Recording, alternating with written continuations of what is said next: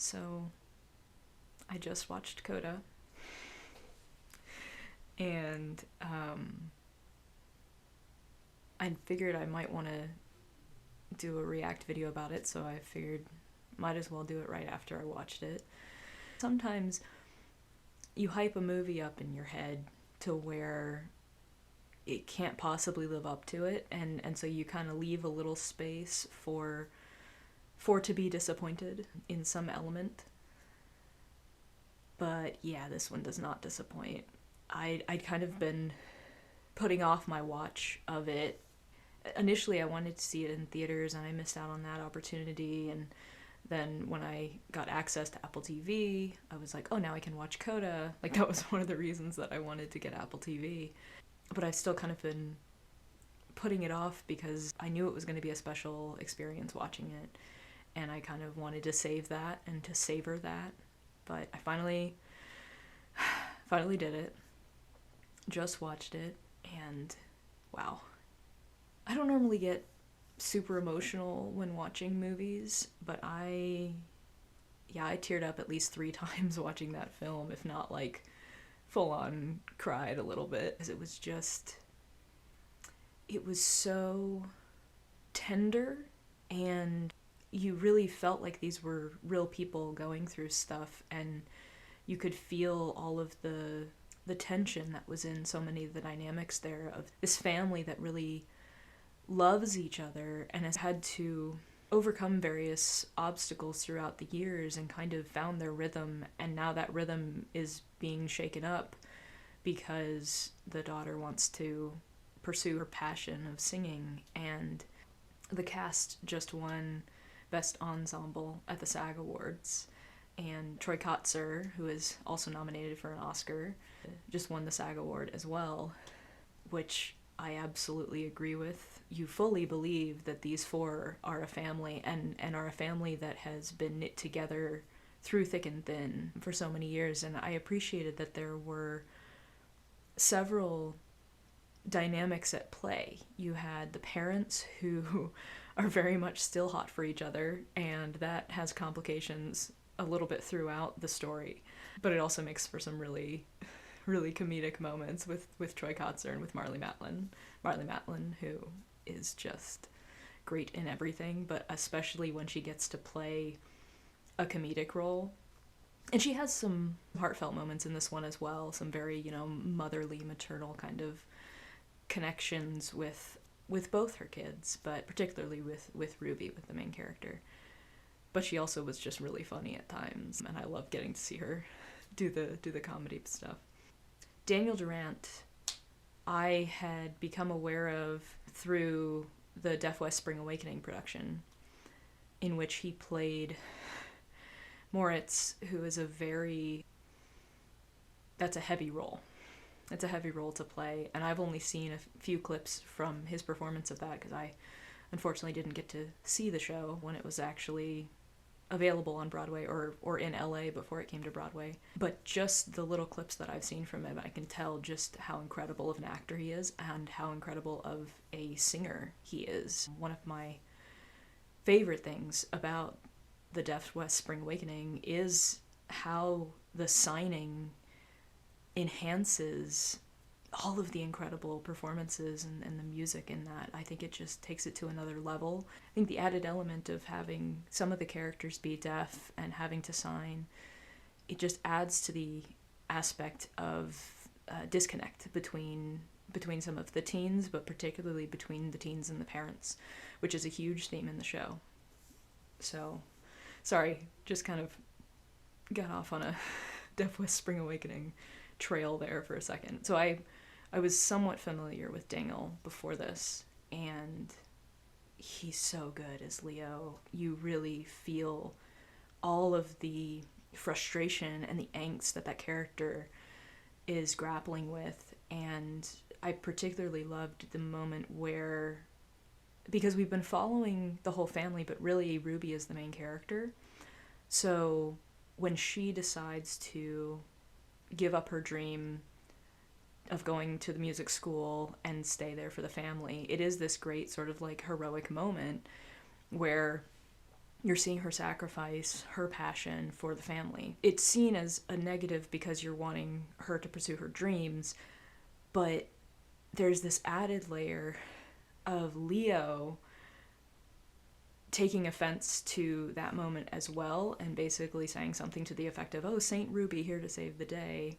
And later when he's having a conversation with Ruby about it, he's basically like, you know, I've always been treated like a baby, and I'm a man, and I can make my decisions, and I can handle this, let me handle this. So you really feel all of that anger that he's feeling, and the sort of helplessness and uselessness that he's been feeling for who knows how long at this point. And I love the ongoing storyline of how Leo and the dad are trying to make their own way in the fisherman business, and how that sort of develops as the story goes on too, because the trailer of the movie is all about how Ruby wants to sing and her family can't understand her passion for music. So you go into it knowing that like the main storyline is music versus family, hearing and deaf, and how does all of this mix together to get us to the conclusion of the story. But you also, of course, have to have storylines going on outside of that to make the world feel bigger.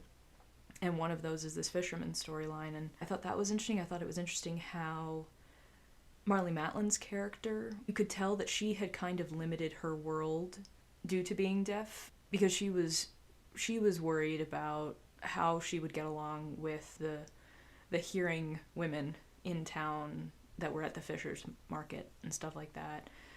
So I liked that we got to see that dynamic develop a little bit as well. There were just kind of these constant moments where Ruby had to be the answer to something, and you knew that she had these other things going on that she was trying to take seriously and put effort into, but she just kept having to be there for the family. And every time she wasn't there for the family, even when she's just like looking away from them for a second to look at her phone and check a text message, she misses something that they're signing, and then she as an interpreter has failed her job. And so it was just really well structured so that it had like maximum impact every time there would be some sort of conflict with Ruby not fulfilling her duty as interpreter in the family. But Emilia Jones, she was fantastic. I've kind of avoided reading articles about the movie because I don't like to have things spoiled for me before I go watch something, so I don't know if Emilia Jones learned sign language for this role, or if she already knew some or was fluent, but she seems to do a really good job, and I think that she really took on this character in a way that made this character feel very real and very accessible. And I would definitely be curious to hear what other Codas, what other children of deaf adults that are out there think of her performance, if they agree that she did a good job of the authenticity of that character. But she also can really sing, which is obviously kind of crucial for this role. I knew that it was about someone who wanted to pursue music, but I wasn't really thinking about that part of it. But she does have a really great voice, and I feel like we're probably going to see something musical from her in the near future because of this. I remember when Pitch Perfect came out, and even though Anna Kendrick had done Broadway before, a lot of people didn't know she could sing, and that sort of propelled this this music career. Same with Haley Steinfeld, also in the Pitch Perfect series. I've been a fan of Eugenio Derbez for several years now. I think the first thing I saw him in was How to Be a Latin Lover, and then he's kind of continued to be in things sprinkled throughout the past few years. And I think he's a really great comedic actor, but I really liked him in this. I wasn't exactly sure when I saw the trailer, and I was like, so he's playing a choir director. But he particularly did a great job of being the firm instructor who was like not gonna take anything less than Ruby's full 100% commitment to the task at hand. And honestly, watching this movie, having been a choir kid myself, there were definitely moments where I was like, oh, I remember this kind of warm up or this exercise, and it kind of made me want to like go try to get voice lessons somewhere and dip back into that a little bit. It made me miss choir. I also like that you have a little bit of a romantic storyline between Miles, the other guy in the choir class that she's doing the duet with, and Ruby. And I kind of like that there's almost this like message in the film of you can have everything you want if you just go for it, because in addition to, spoiler alert, getting into the music school, finding balance with her family, and the family being able to function without her, particularly with their new business, she also gets the guy that she's been crushing on. Often when you have a story like this, there's the unattainable guy, and she'll wind up with somebody else who's more accessible, or it won't work out for whatever reason. So I really didn't know if Miles was going to be a good guy or a bad guy in this. I couldn't tell based on some of the people he was hanging out with if he was actually going to wind up being an antagonist and she was going to find something more worthy of her. But I liked that they didn't go that route with it, that he was actually a good guy. Their relationship was cute. I don't think I would be jumping off of cliffs like that, but I'm glad that they survived because that looked pretty intense. I think that this kind of film is so important, particularly because having a deaf cast in a film, there's a certain part of that lived experience that you can't fully explore or unpack unless you have people on set who know what that's like.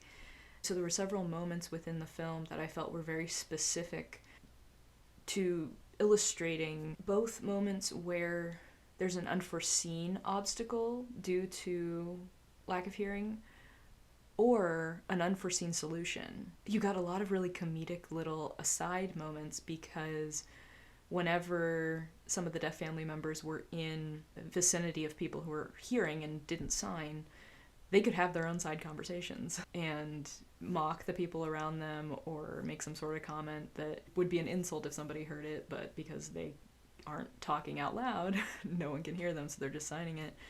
One of the moments I really liked, Ruby's friend came over who had the crush on her brother, and she said really loud something about him being hot, and when Ruby was like, shh, stop that, and then her friend was like, what, he can't hear me?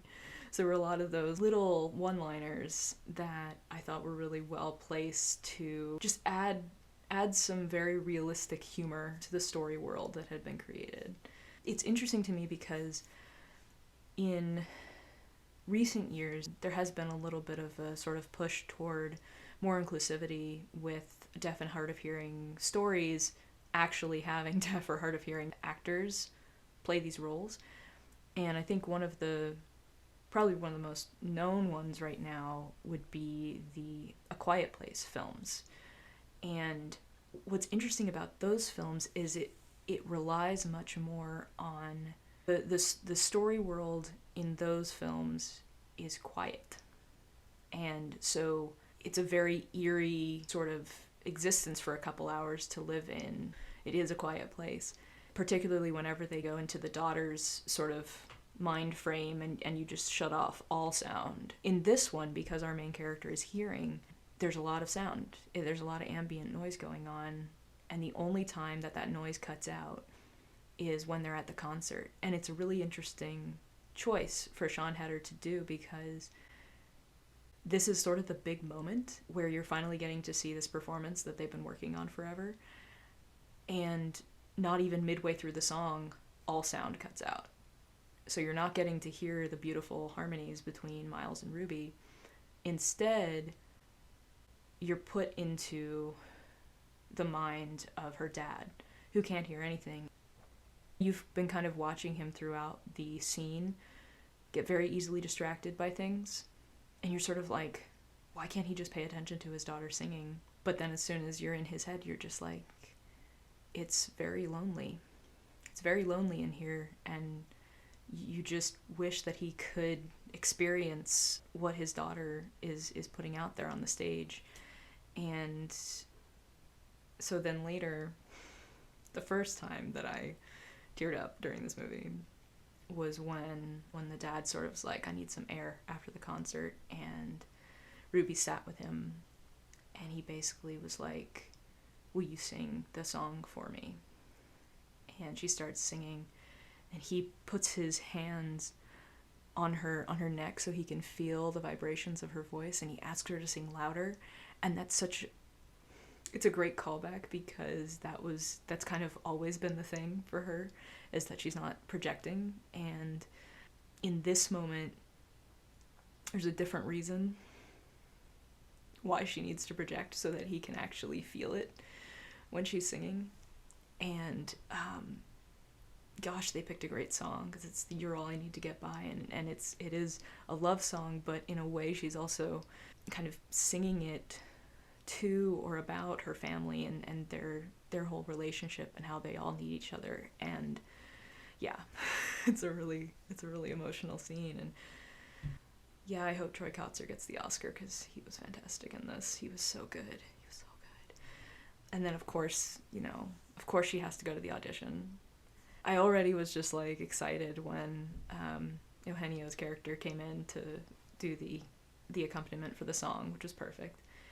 And then he like messes up his accompaniment so that she has to start over, so she gets like a second chance to begin, and she starts singing, and she's great. She's amazing, and it's Joni Mitchell, and it's a great song. And we see her family come in and sit down and watch, and I don't know why I didn't predict that this would happen, but I didn't. It caught me off guard, because as she was singing, when she saw her family there, she started signing. And because that's something that they can, okay, now I'm getting emotional about it, because that's something that they can understand in a way that they can't understand the music. They can understand the words if she's signing them, and she's kind of singing to them.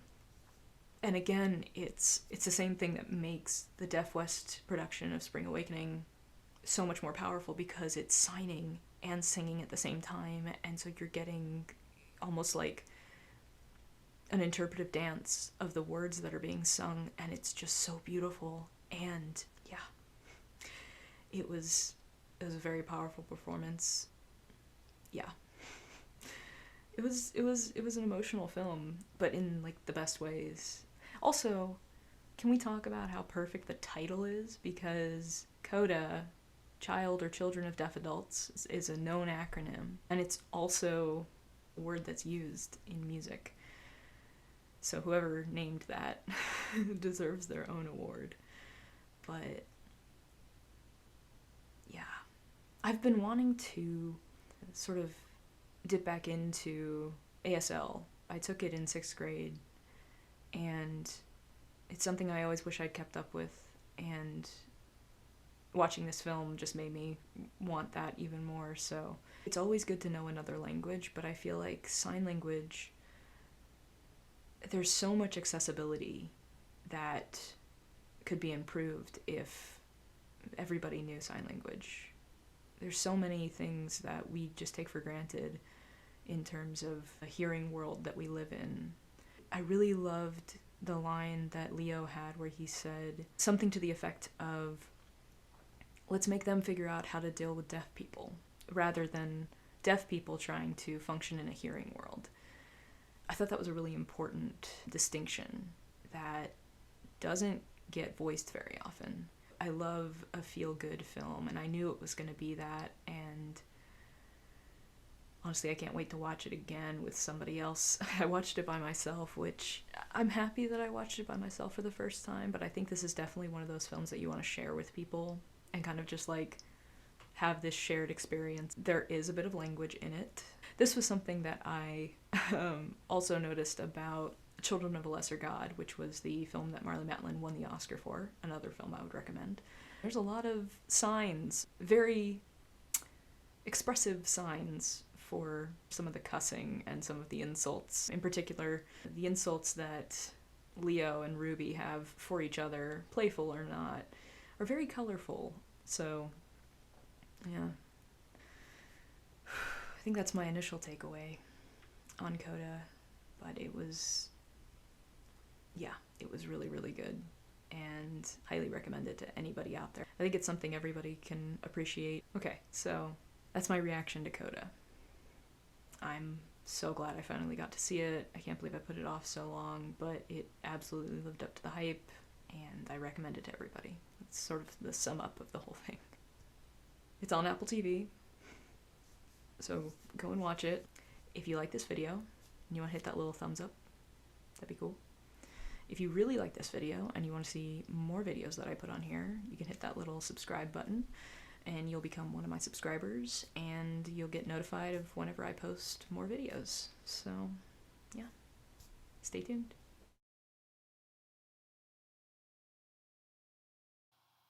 So, it's been a little over a week since I watched Coda, and I'm still kind of processing everything because it's just such a good movie, and it won some stuff at the Spirit Awards as well. Now it's continuing to win awards, just waiting for that inevitable Oscar, or maybe 3. It'd be really cool if it just sweeps all the Oscars it's nominated for. It deserves all of them.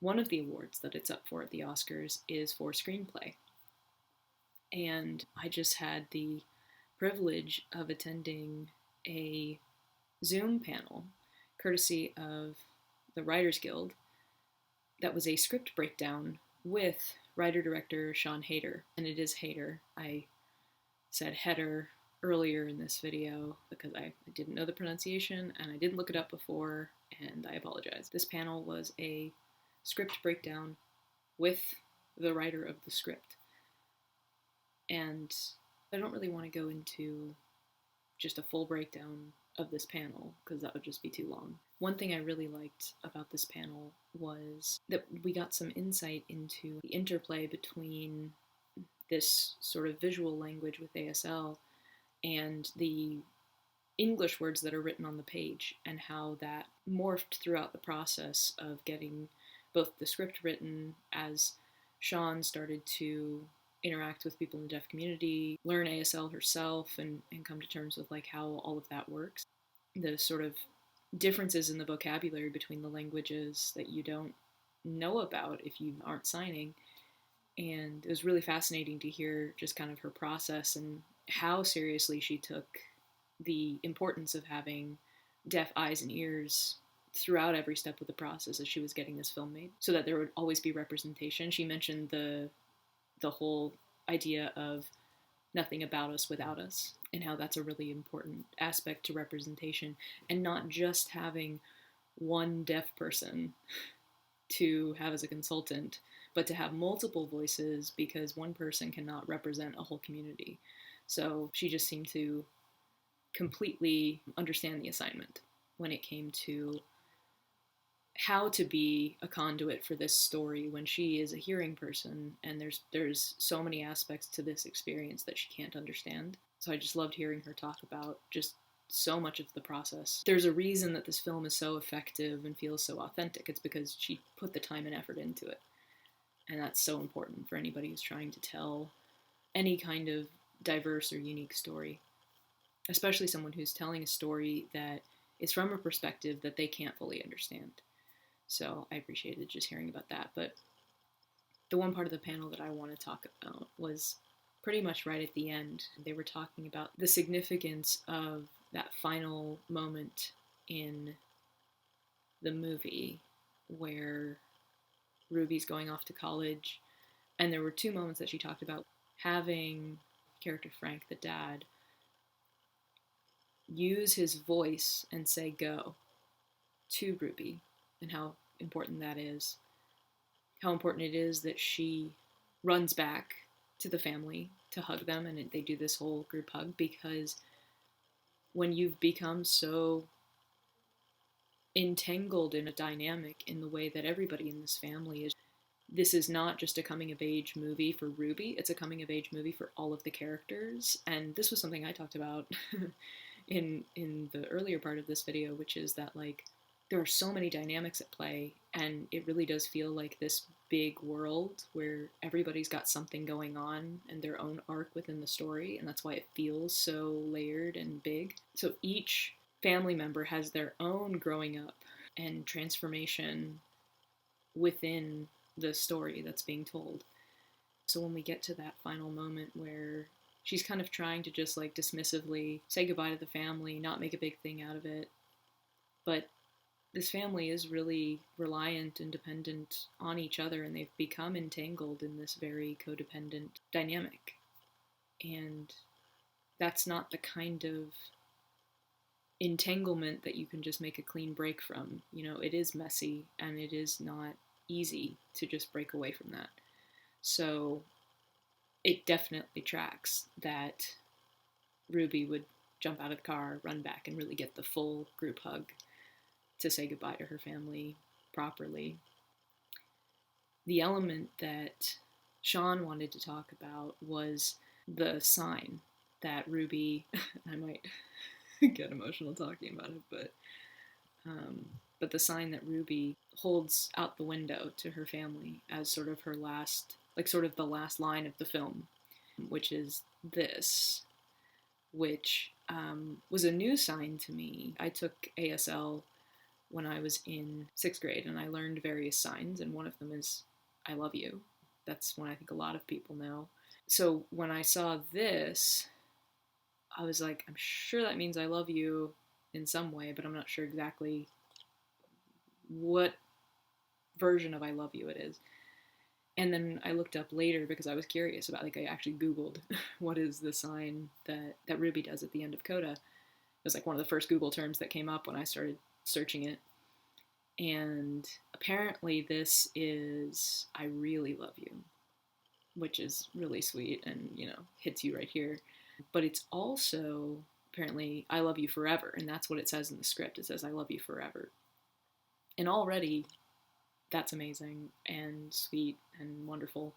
But what Sean was saying was that during the production of the film, because this is an R in sign language, this kind of became the sign for Ruby, which is kind of cool. So in a way, what she's doing, and this is not from my own brain, this is what they talked about in the panel, I'm the conduit for it, I'm relaying it to you. But in a way, what's happening in this scene, when she signs this to her family as sort of her going away thing, it's almost like she's claiming her identity and saying, wherever I go, I take this with me. I take what you've made me, like my name sign that you gave me, my identity. I'm taking this with me. So even if we're apart, a part of you is still here with me. And at the same time, it also means I love you forever. I really love you, all that kind of stuff. So there's so much just within that one sign. ASL contains multitudes of meanings that go beyond just words. In a lot of ways, there's a lot of humorous potential for that, because depending on how you sign something, you could be slightly off and it means something totally different. And that can lead to some of the jokes that happen in Coda. Like when Gertie, Ruby's friend, after she has the moment that I talked about earlier where she's like, your brother grew up hot, and Ruby's like, shh, stop it. And then Gertie's like, what, you can't hear me? Which is a great moment. The later thing that happens is that she asks Ruby how to sign something to hit on her brother, and Ruby teaches her a sign, and when Gertie does it very seductively to Leo, he's very confused, and you're not sure why, because they didn't put captions about what it means. But you know that it's not whatever Gertie thinks it means. And then when Ruby comes in, Leo's like, what's wrong with your friend? She just told me she has herpes. So it's like those little moments. There's a lot of things with sign language where there's so much potential for just going beyond words with what you're saying. So much is just like in the gestures and the expressions, in the subtext behind the words. And so the fact that this sign can have so many meanings within it is so cool, and I love that they use that. And I mean, double, triple meanings is kind of a thing for this movie, because we talked about earlier the name Coda is the acronym for Children of Deaf Adults, and it's also a term in music, which really means like the end of the song. And in a lot of ways, it's the perfect word to describe this story, because this this film is showing you sort of the end of Ruby's childhood as she goes off to college. This is the coda of her sort of family growing up experience, and it's a coda for everybody in the family as they move on to this next chapter in their lives. So there's just, gosh, this film, it was such a great panel. I loved hearing Sean talk about her process, and yeah, it was just wonderful. So I just, a couple more thoughts on Coda that I wanted to share. So yeah, that's all.